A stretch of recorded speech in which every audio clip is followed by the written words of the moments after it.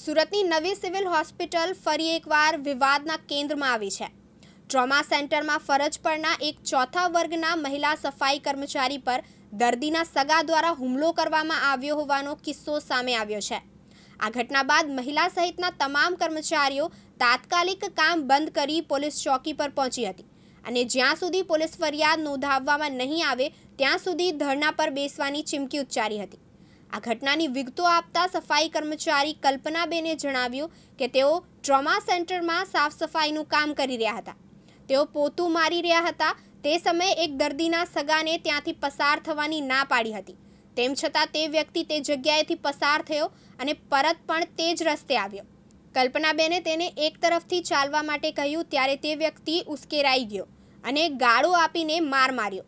આ હુમલામાં કલ્પનાબેનને લોહી પણ નીકળ્યું હોવાનું તેમણે જણાવ્યું હતું। આ ઘટના સમયે તે વ્યક્તિ સાથે તેની પત્ની પણ હાજર હતી। કલ્પનાબેને એ પણ આક્ષેપ કર્યો કે આ ઘટના બની ત્યારે ત્યાં એક પણ સિક્યોરિટી ગાર્ડ હાજર ન હતો, જેના કારણે તેઓ અસહાય બની ગયા હતા। આ ઘટના બાદ કલ્પનાબેન સહિત અન્ય ચોથા વર્ગના કર્મચારીઓએ તાત્કાલિક પોતાનું કામ બંધ કરી દીધું અને પોલીસ ચોકી પર પહોંચ્યા હતા। કલ્પનાબેને જણાવ્યું કે જ્યાં સુધી પોલીસ આ મામલે ફરિયાદ દાખલ નહીં કરે અને આરોપી સામે કડક કાર્યવાહી નહીં કરે ત્યાં સુધી તેઓ પોલીસ ચોકીની બહાર બેસી રહેશે। આ ઘટનાએ હોસ્પિટલની સુરક્ષા વ્યવસ્થા પર ગંભીર સવાલો ઊભા કર્યા છે। ચોથા વર્ગના કર્મચારીઓએ આ પહેલા પણ વારંવાર પોતાની સુરક્ષાને લઈને ચિંતા વ્યક્ત કરી છે।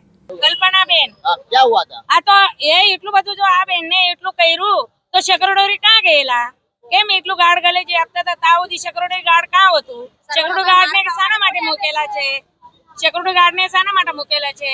હે આવું કરાય સેક્યુરિટી ને? અમે જો માસીમ જો ઊંધું સિંધુ બોલીને જાય તો પછી સેક્યુરિટી મૂકવાનું કારણ જ હું હે શું માંગ છે તમારી? આ તો અમારી માંગ એ જ છે ને, જે છે એ તમે બરાબર કરો।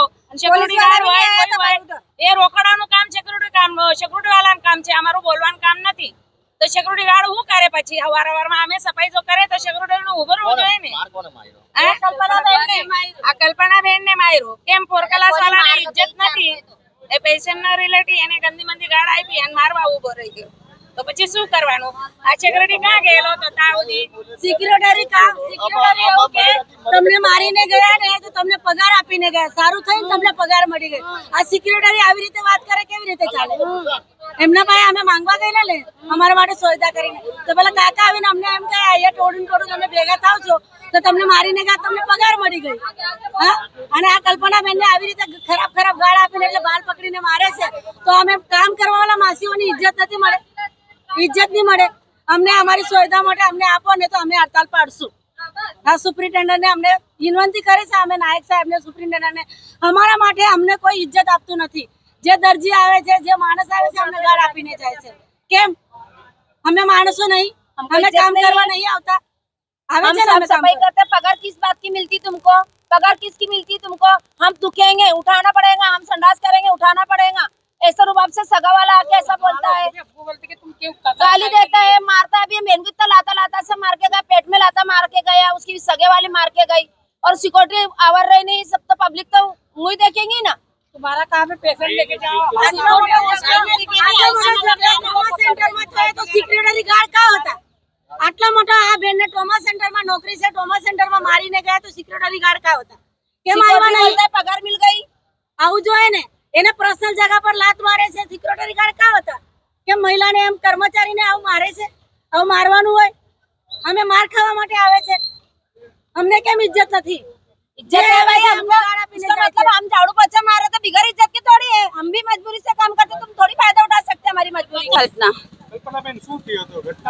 મેં પોતું મારતી હતી, પોતું માર્યો તો એક વખત ચાલતો ગયો તો મેં કહ્યું કે ભાઈ ત્યાં ઉભા રહેજે, પોતું મારેલું છે ચાલતો નહીં તો પણ એ જતો રહ્યો। પછી બીજી વખત આવ્યો તો મેં કહ્યું કે સાઈડ પરથી ચાલ ભાઈ, પોતું મારું છું તને કેટલી વખત કહું છું તો પણ એમ ગાળ દેવા લાગ્યો ને પછી એની બૈરી બી આવીને એનો ભાઈ બી આવ્યો ને એ પણ બંને જણા ત્રણેય જણા મને મારવા લાગ્યો। એનો ભાઈ તો પથ્થર ઉચકીને મારવા લાગ્યો ને એને બીજો હતો તે મારા પેટમાં લાત મારી અને પેલી બેને તમારી બંગડીઓ તોડીને મને મારવા લાગી। હું ત્યાં જ ઉભેલો હતો પણ તમે પૂરી ઘટના તમારે શેના બાબતમાં? પોતામાં બાબતમાં એક કાર ચાલક પેલી પેલી બેને ગાળ આપી, એની સગાવાળાએ ગાળ આપી ને પછી એનો જેને મને બોલતો ને જેને મેં બોલતી હતી ને એને પણ ગાળ આપેલી. સિક્યુરિટી ગાર્ડ વાળા તો કઈ આવ્યા નથી. હમણાં એને પોલીસ તો અહીંયા લઈ આવી છે. ये तो नहीं मालूम है નથી લઈ આવી, क्या पकड़ दिया ये नहीं खबर કટોતરા લઈ ગયા એમ કહે છે. હવે તમારી માંગ શું છે?